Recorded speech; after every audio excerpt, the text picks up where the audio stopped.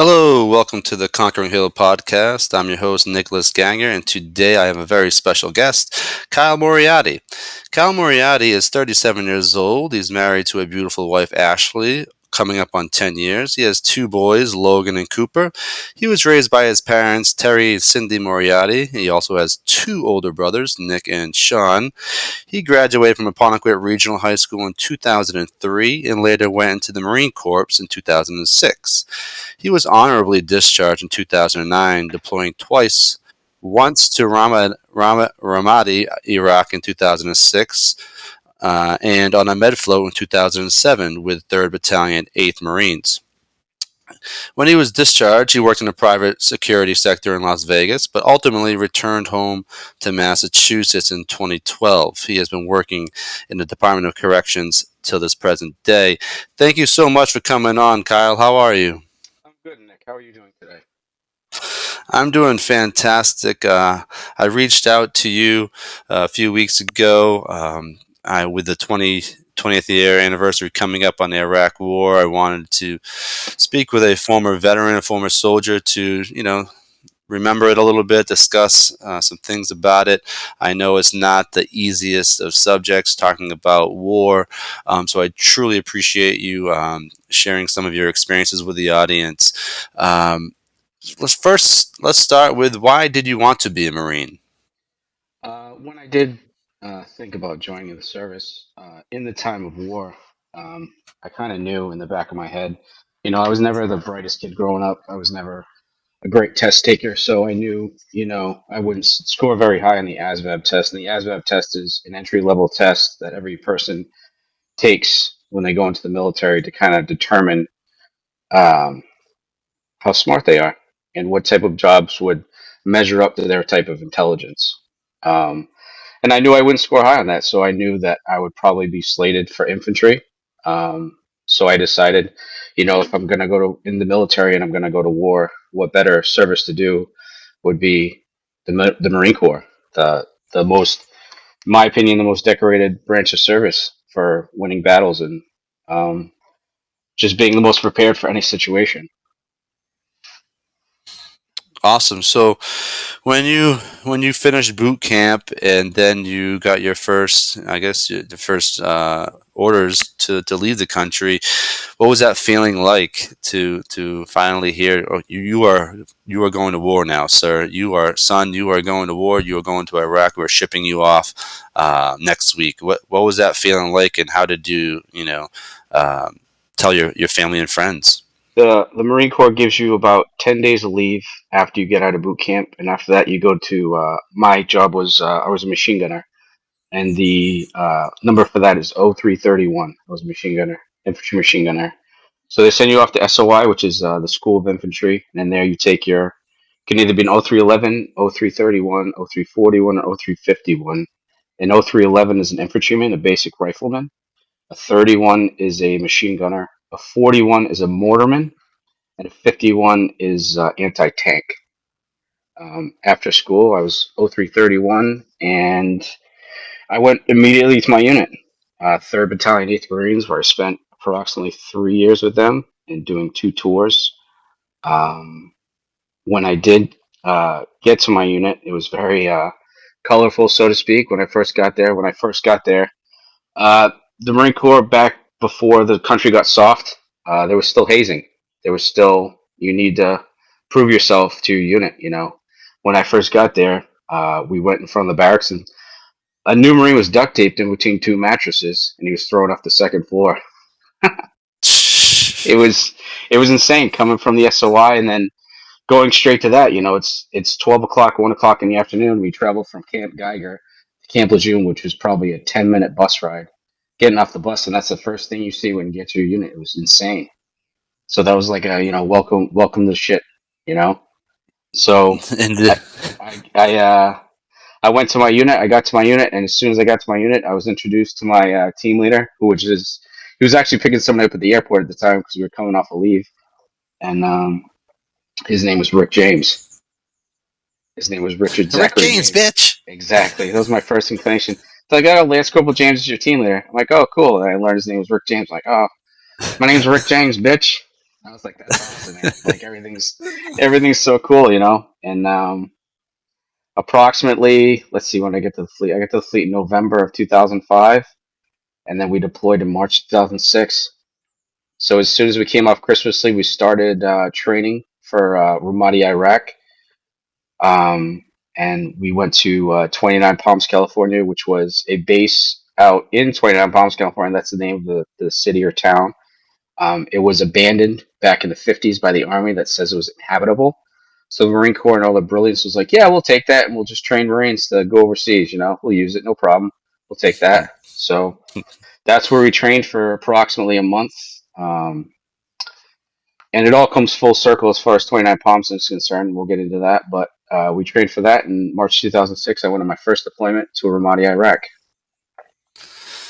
And what was that feeling like? Was it like so much adrenaline just pumping through you? You're nervous, scared, excited. Finally, Uh, all this training that you had completed, now you were ready to put the training to work.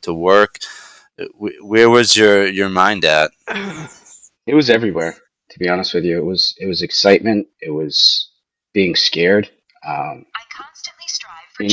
it just seems like every type of emotion that you could ever think of was running through my head at that time. You didn't know what to expect. I mean, obviously we see things in war movies, and I can train for so long, but until rounds are going over your head, you don't know what you're going to do. You know? Absolutely. So back in 2003, when the Iraq War started, right? Looking back on it now, we we went to war for because Saddam Hussein had weapons of mass destruction, right? We were Hmm. told that we need to protect our interests and our allies' interests as well. And was that told? Was that the mission? Okay, everyone, we're going to capture Saddam. This is our mission. And I remember the cards, right? Did you get the playing cards where pictures of all the generals and military generals of Iraq were all spread out, and who was the ace of spades, who was the ace of hearts? Do you remember that? I don't remember. I remember there was a deck of cards. Yes, I did not ever get the deck of cards. When I joined the Marine Corps, it's for having purpose in life. It was for achieving something. When I was in high school, I played baseball, as you know, and I was scouted. And I never got picked up, which was fine. That wasn't my calling. I wasn't good enough.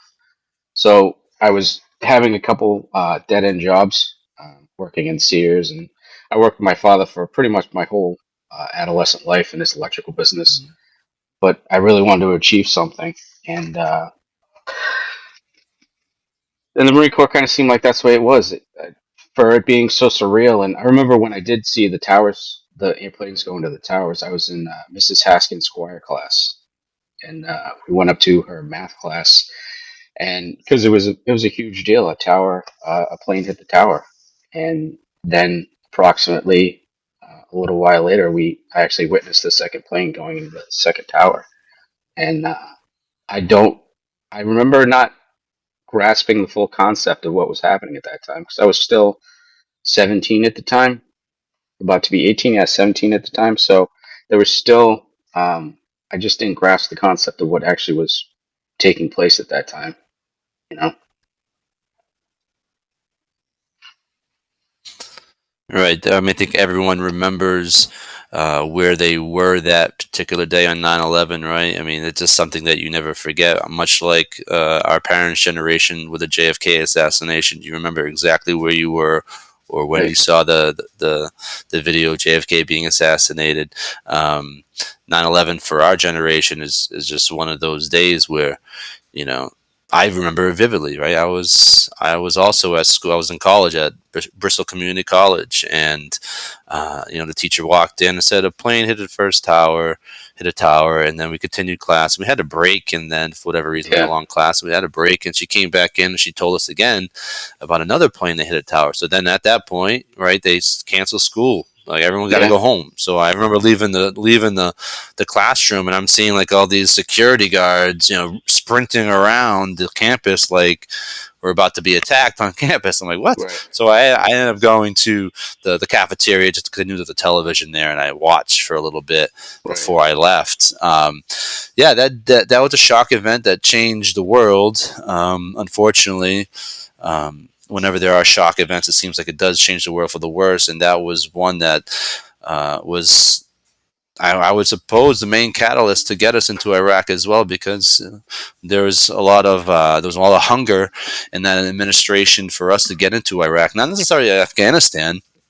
They kind of had to do that in a sense, because that's Hmm. where supposedly the Taliban was keeping Bin Laden, using as a safe haven, but their main intention was always to get to Iraq for oil or power. Who knows? Hmm. To destabilize the country, Right. um, and the region, right? So knowing, looking back on it now that I'm assuming that you do understand that the WMD was a lie, and I know you didn't go, I know you didn't sign up for the Marines because of to go fight necessarily in Iraq. Like you said, you wanted to be a part of something, and learn something about yourself and become stronger, and you had a calling. Looking back on it now, and you know that there's a lot of, not only was there a shit ton, a million plus Iraqis that were murdered needlessly, and maybe some of your friends along the way, they died as well. How does that really make you feel when you try to put it all together? When I try to put it all together, I mean, the reasons why we went there were um, not with the greatest intentions. Looking back on it, and the more things that come out, meaning the more things that come out, meaning that there were no weapons of mass destruction, and we went there for the wrong reasons. I mean, yes, we were there to hunt down Bin Laden, but after that, why are we there? You know.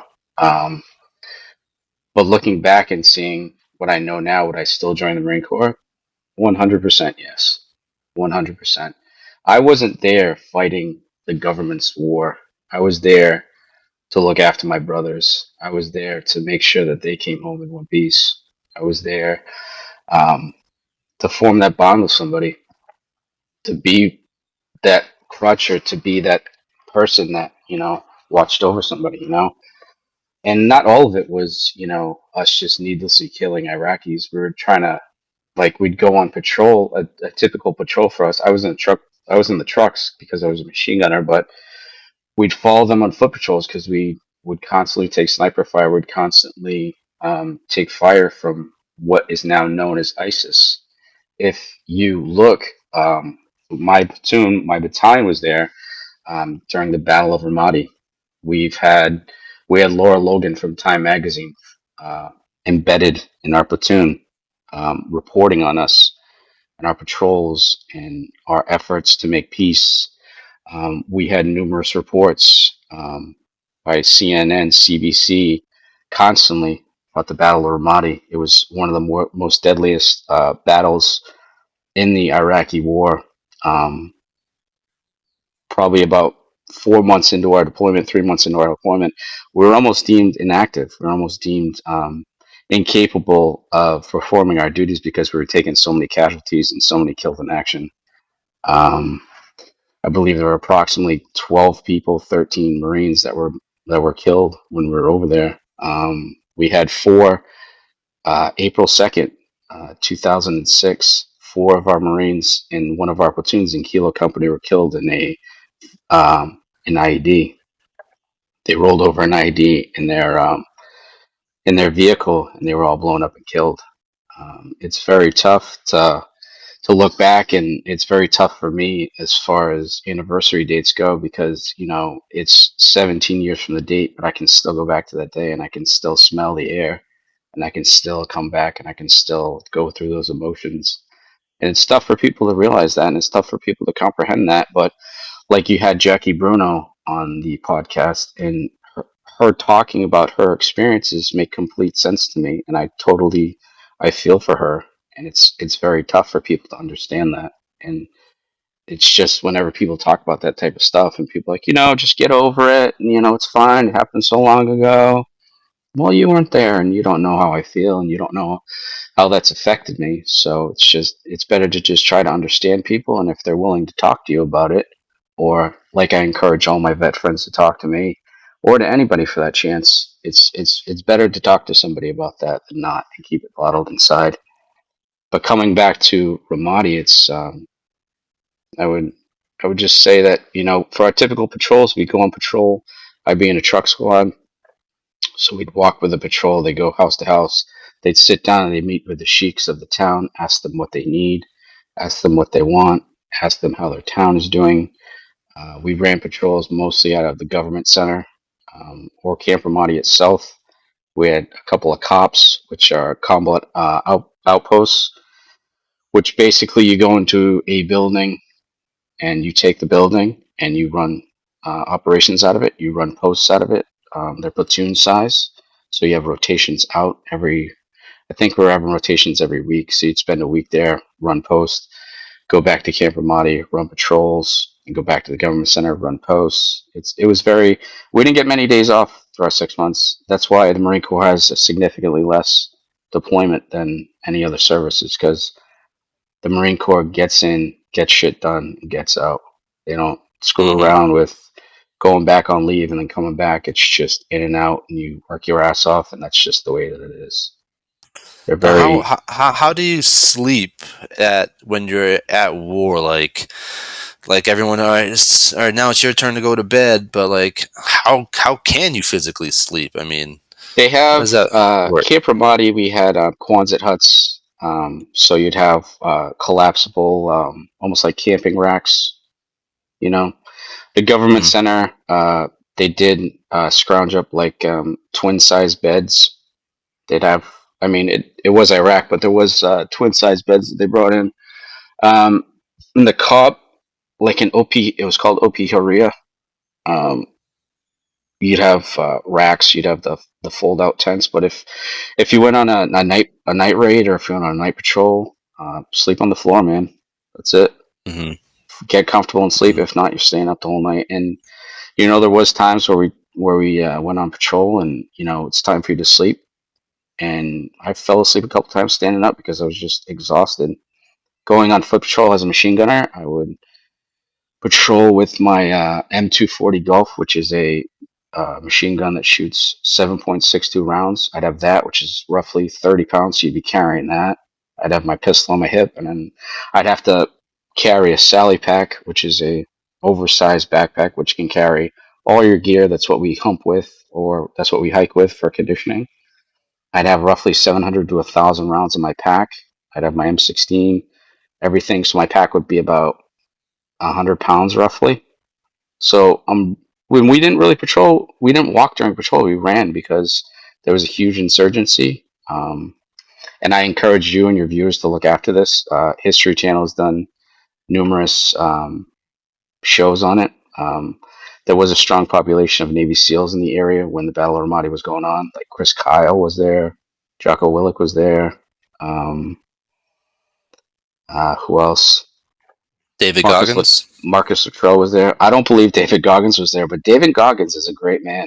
I love David Yeah, he Goggins. is. I read his book. His book is very inspirational.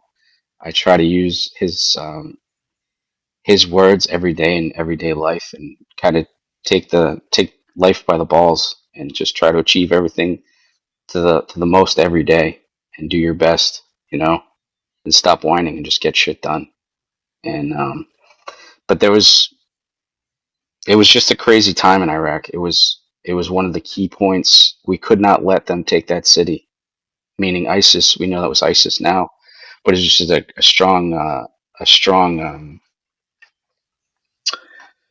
strong insurgency there at the time. We took enormous amount of KIAs and wounded in action, and it was crazy.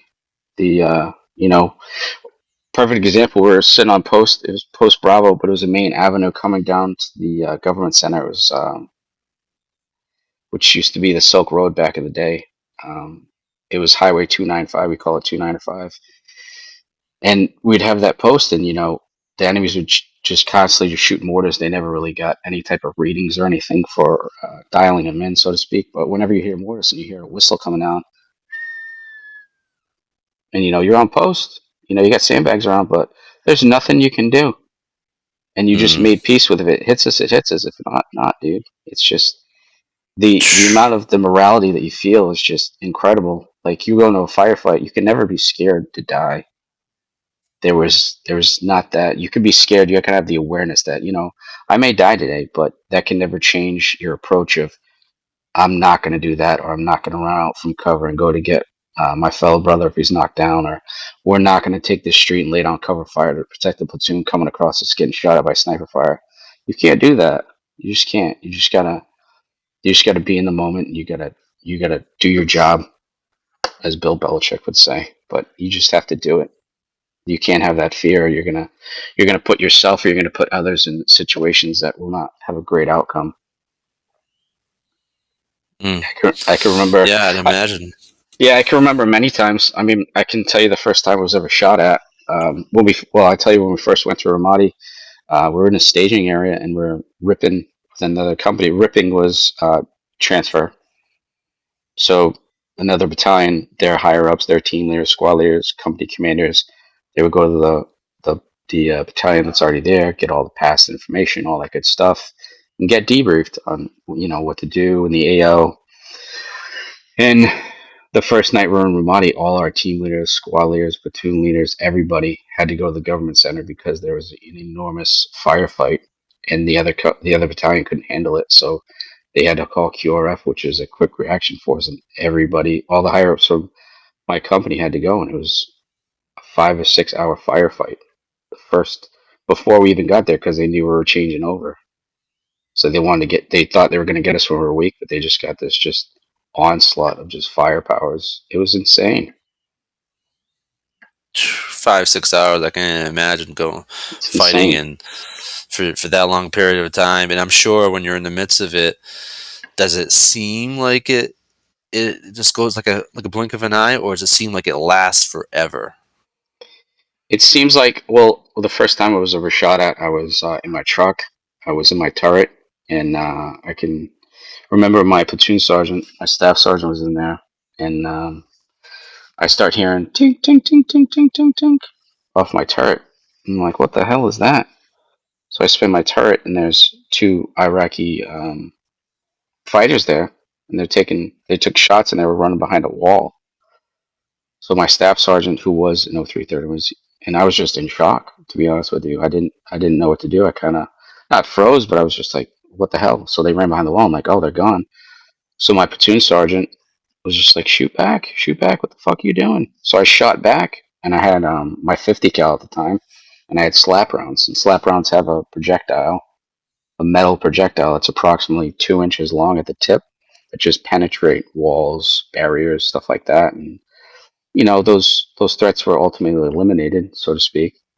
And that's how I was introduced to Ramadi. That happened within the first week I was there. Mm, It happens. incredible. Your adrenaline just gets up and you shoot, and before you know it, you're egressing back and you're throwing smoke and you're popping clusters. We had what they call star clusters, and they were in a cylinder, almost like an oversized Red Bull can. It's pyrotechnics. So you take the cap off them and you spin the cap around, put it at the bottom, and the bottom it had like a little primer on the cap. So you would ignite the star cluster. It would shoot out pyrotechnics to kind of. We use that for cover, but we majority use that for later on in my deployment. I was in the lead vehicle, so whenever we come up to an intersection, and whenever we'd be on patrol, you shoot those off to let the Iraqi people know that, hey, we're coming, please stop, or harm will be coming your way, because there were a lot of vehicle-borne IEDs there. If people stopped, that just made us have a warm fuzzy. So we're not thinking you have 100 pounds of C4 in your car. As soon as we get up to you, you detonate. So, and if they didn't stop, then it was up to me to deal with it. You know, it was very surreal. It was a large task that was put onto me, and I took great pride in that because it's a huge responsibility because you have your truck and you have six others behind me. So if I don't deal with a threat that's right there, it's just going to affect that many more people. You know. Hmm. Now, how do you deal with PTSD every single day? I deal with PTSD when I was first got back from the Marine Corps. When I first got back from deployment, it was a terrible. To be honest with you, it was a terrible deployment. We lost a lot of people. A lot of my friends were killed. My team leader was actually killed, um, and I deal with it in everyday life. You know, it's something that I've been dealing with for the past 17 years. But when I first got back, a kid that I went into SOI with, the school of entry with, he actually drank himself to death from it. Like the first week we were there, he drank himself to death. They found him dead on his floor. You know, and I've had people in my platoon that have, overdosed or they've killed themselves from it. I try, as bad as it sounds, I don't really talk to anybody anymore from my platoon because I just don't want any bad news anymore. Whenever I do talk to somebody from my platoon or my battalion, just it's bad news. And not to sound selfish or anything like that, I'm tired of hearing about it. I'm tired of, hey, did you hear about so and so? Hey, did you hear about so and so? It's very tough to deal with that. And in every my day, my typical day, I deal with it. It's quite not easy for me, but it's just it's a struggle every day. It's I can't I can't really, I'm not really excited about fireworks. I'm not excited about large groups. Um, I find myself sitting whenever I'm in a restaurant. I sit in the back with my back to the wall, knowing where my exits are. It's very situational awareness. When I lived in Las Vegas, I can laugh about it now, but when I was, in it, I moved to Las Vegas when I got out with my brother Nick, and when I moved out, I actually moved to an apartment for a little while, and I would block the door with a little stool with some glass. So if somebody broke in, the glass would break. I put glass by the windows. I would have my gun on my nightstand, my shotgun under my bed. It was very, a lot of therapy and a lot of, facing your demons head on and talking about them, and a lot of communication, a lot of trying to portray what you're going through to people. Um, it really helps. Um, but I have two boys now, and nothing matters anymore. I can deal with whatever as long as they're great, as long as they're happy, and that makes me happy. You know, and I'm not going to say that um, suicide has not crossed my mind because it has, and I have a failed attempt at suicide. Um, I was in Las Vegas at the time. I can remember it like it was yesterday. I was in Albertsons parking lot. I was seeing a psychiatrist, and she had prescribed me some medication. And with that medication, it says, go to bed immediately after, lay down immediately after taking it. Make sure you go to sleep. And I didn't go to sleep. I couldn't sleep. Thoughts were rushing in my head. I couldn't sleep. And I was talking to one of my friends, Sean, and I was like, all right, I'm going to try to go sleep. And me and my brother Nick had an argument about something, and I drove away, and I was in the Albertsons parking lot, and I was just crying. You know, I was just thinking about what had transpired, and I just couldn't take it anymore. So I had my gun, and I was talking to my buddy Randy Flores, and he was a Marine, and I met him when I went out to Las Vegas. He was with me in the private security sector. And I called him, and I was talking to him, and he's like, "Don't do it." And you know, he saved my life that night. And I called him after I had misfired. I misfired my weapon. I didn't have a round in the chamber, but I did pull the trigger. And it just clicked, and it was so humbling and just so uh, I don't know, man. It seems so weird. Even now, it seems so weird that if I did succeed with that, you know, none of my life would have happened. None of my kids wouldn't have been born. So it's very surreal, man.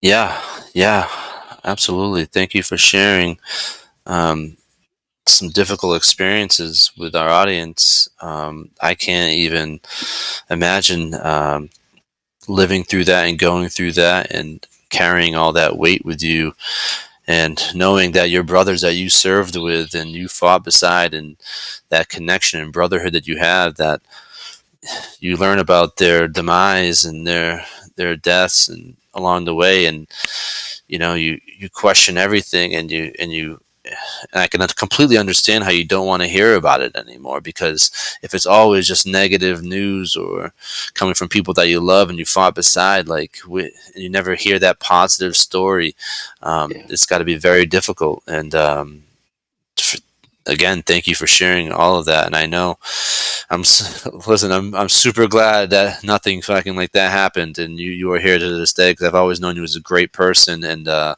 raising children and having a family, that's like, to me, my in my opinion, is like one of the best feelings in the world, right? Like to have Yeah.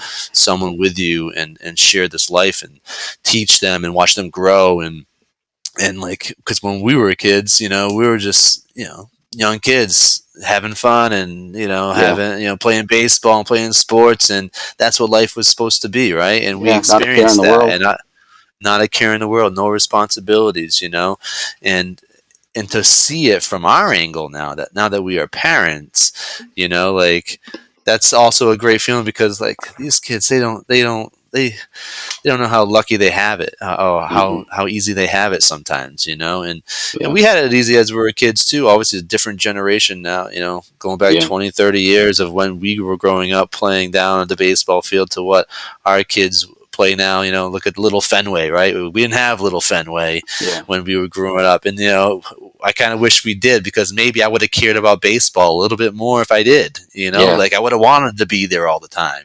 Right. um, Now, you also say you go to jiu-jitsu with both your boys, or just one of your boys? I go to jujitsu with one, my oldest Logan, and with him, it's just it's tough right now. I'm trying to find a niche, and just like you as a father, it's you just want to find your child's niche and what they strive to and what they want to do and what they actively are, what their love is to do, whether it be sports or gardening or gymnastics or reading, whatever it is, and you want to find that niche for them and you want them to succeed.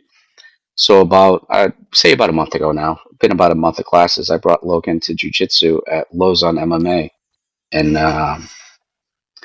he was very hesitant about it. He's a smaller boy. He's a French fry. He's a little guy. So I want him to learn responsibility. I want him to learn how to defend himself. I want him to share in some type of brotherhood that he gets from being in class. Like two of my coworkers, their kids do it as well. I want him to have friendships, and I want him to learn a skill. And I do it as well. I do it the class after his.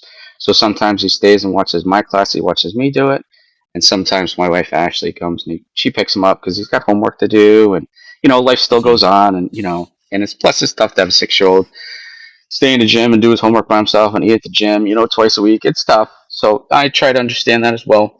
Um, but just having that and having that with me, it's all about consistency. If you have that consistency in your life and you have that, for me, if it's all planned out for me and if it's all regimented, it helps me extremely just stay on task and get it done. And he likes it. He was getting a little hesitant. He was concerned because a boy wouldn't let go of a choke one week. I explained to him, maybe he didn't feel you tap, or maybe it's just like with dad. Sometimes people take a little bit longer to tap, or some people are a little bit rough buddies, but you have to just shake it off and get it back in there, and he did. And the next week, he got his first stripe for his white belt, and it was just it was a happy moment for me, and he was stoked about it. He was super stoked. He got his stripe, and he shook the instructor's hands, and I was actually changing for my class at the time, so I didn't get to see it, but as soon as I got out, he was holding his belt. He goes, "Are you proud of me? Are you proud of me?" I said, "I'm so proud of you." It was such a proud moment. It was awesome. I But can he loves it, imagine. Yeah. and he loves it. And we put him in for summer camp. So it was just 1 week for summer camp, just so he can just be around more kids and socialization. And we're just getting away with that Hmm. with the times now. People aren't socializing their children, and it's just more and more screen time and just more and more just garbage, in my opinion. To where it's like, no, Hmm. dude. Like I know when you and I were growing up, it's hey, have breakfast, but mom kicks us out to lunch, come back for lunch, then she kicks us out again until dinner. Come back when the lights are on. What are you doing? Get out of the house. Nowadays it's I kids have know. the screen time and it's just like it's disgusting. Just get outside. Go talk to children. Go play with the neighborhood kids. Go, have a good time. Be a child. Have fun. Right. Right. The But George jujitsu, Carlin skit where like, just play with a stick. Don't these kids ever play with a stick anymore? exactly. Go out, explore, pick up worms, play in the dirt, do your thing, man. Stop watching TV. Stop using the tablet. Go outside. I But agree. that, but just getting your child and it kind of seems like for now, Logan's niche is jujitsu, and he loves soccer. He's a very energetic child. He's very energetic. So him running around doing stuff, just constantly staying busy, constantly stimulating. It's just that's extremely important. Just keep him busy. That's it. Why did you choose jiu-jitsu instead of, say, karate or any other form of martial arts? For one, I had trained earlier in my life jujitsu at Joe Pomfret's gym in Bridgewater for right around a year, off and on. I was familiar with them. I did go to a karate dojo around our house. I went in there and we sat around and we observed the class before them. It just kind of seemed like the instructor was just rushing, not rushing through, but he was saying something very fast. He was going through movements and he was just saying them a little bit too fast. And I don't know, it didn't really seem like a very advanced class. It was 5, 6 year old children, and for my child, knowing my child, it just seems like, especially for me, because I believe that I probably had ADD growing up, but um, things explained more slowly and shown through step by step is when I tend to learn better, and I thought that was the best way for my son as well. So I trained with Joe Pomfret, who trains at Lausanne MMA. He's an instructor there for the children's classes, and I knew, knowing them, training jujitsu, that they are a school of respect. They are a school of safety. So if you're going for a choke or if you're going for an armbar, it's not the wrenching of the arm, and they're not teaching that. They're teaching um, be kind to your rolling partner. Do a slow squeeze or a slow pull, or just you're not there to break the person's arm. You're there to train. You're there to learn. You're there to be respectful, and I want those values instilled in my son. You know. Absolutely. Awesome. Now, you're also working for the Department of Corrections. How is that going? The Department of Corrections is it's a great job, and I say it's a great job. It's a great job because it provides for my family. Um, Other than that, I don't like it. The I go to work and I can say yes sir, or thank you, or please. I can say that stuff to inmates. I have no problem saying that to inmates. They're human beings just like we're human beings. But as far as the Department of Correction in itself is completely upside down um, in the way that they're being run, so to speak. It's just it's very you got to know who you got to know. You like if you know a certain somebody, then you'll get promoted, or if you know a certain person, then you get the good spots. It's very not Hmm. corrupt, but it's very who you know. I mean, there is a test that you take, and there is for promotions and such, but you know. Some people joke it's the Department of Corruption. You hear inmates say that all the time, and they might too far off. I mean, but like I said, it's a great job to have as far as providing for my family. Yeah, absolutely. Well, you know what, Kyle? I truly appreciate you coming on the podcast today and sharing some of your past experiences. I know it's not easy to always talk about and think about. Um, but I really, really appreciate you coming on and having this conversation with me. And hopefully, someone who's listening now can take solace and be inspired in the fact that they can also speak out a little bit more to help them deal with whatever they are dealing with and not having to, um, you know, think about hurting themselves when in reality, like you said before, if you were so happy that it never happened because you would never have lived this great life since that point. You would never have your two boys and your beautiful wife. So think about what you think about the possibilities in life. But so it's never never a good idea to even think about even hurting yourself. And thank you for conveying that message earlier. And thank you again for coming on the show. You're welcome, Nick. Thank you for having me. And also, if anybody would like to reach out to me as far as that is concerned, or for anything at all, please feel free. I'm on Facebook. And if you want, ask Nick for my number. I'll give my number out to him. If you want to reach out, if you need somebody to talk to, feel free. I'll talk to anybody. Thank you so much, Kyle. Have a great day. Thanks, Nick. And if you would like to support the podcast, please visit Amazon.com and search Conquering Hill, 50 writing prompts for a dream chaser. And also visit Etsy.com and search Conquering Hill for all our gear. Thank you.